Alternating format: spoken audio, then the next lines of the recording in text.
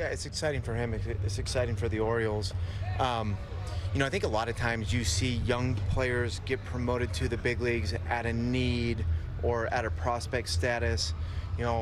There's a need here, there's no doubt, and he is a good prospect, but that's not why he's here. He's here because he played really good in AAA, and he's had a very nice run into minor leagues the last few years, and he's knocked the door down and he's earned it. So really excited to have to have Beef here, have a young player here, a player developed by the Baltimore Orioles, player development system, but more excited that he earned this. As you did look at the numbers, maybe looked at the tape on him, just what stood out to you, what impressed you about what you were seeing, what he was doing down there? The old grandpa in me likes the batting average. I know I'm not supposed to say that, but batting average is indicative of contact and contact quality. So I think it kind of paints that picture. So I like the fact that he hit 300. I know that's old school, but batting average matters. It's a thing, especially in the minor leagues. I don't think guys that hit 220 in the big leagues are going to hit 260 in the major leagues. I think they hit 160 in the major leagues. So the fact that he made contact, the fact that the contact quality was good, that in addition to his strikeout rates and his walk rates, paints a really good picture. This guy's a pretty good hitter. So the big leagues are going to be hard. They always are.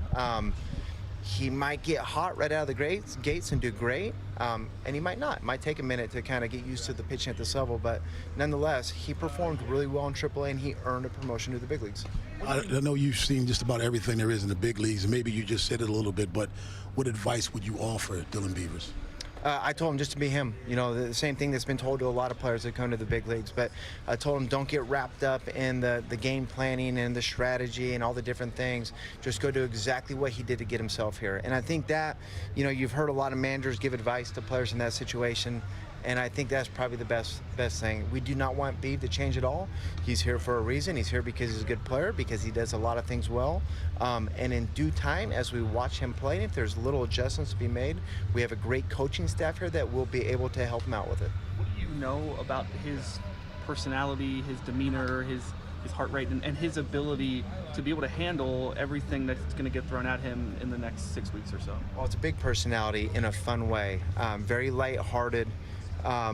A guy that a lot of the players like messing with. He's a guy that's already been requested to have his locker put in between two players. I won't say who, but two players want his locker in between them because they really like him, and he's fun and he's funny. He's got a great personality. So he seems like a great kid. I was around him quite a bit in spring training, gave him a hard time just like everybody else, and handled it great. And just a really good kid that we're excited to have here.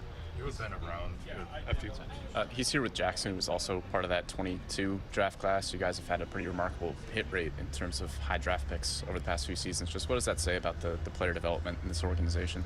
I think it starts with our scouting, obviously, with Mike and Sig and Matt Blood and everybody kind of involved in that. They've obviously done incredibly well in the draft. We have, as you look at our lineup today and the one we're probably going to crank out tomorrow, there's a lot of players that are signed and developed by the Baltimore Orioles. So our scouting first and player development second. Obviously, they've grabbed those players and they've helped them get to a point to where they can come here to Houston and compete against a team that's in first place and hopefully give us a chance to win a series tonight.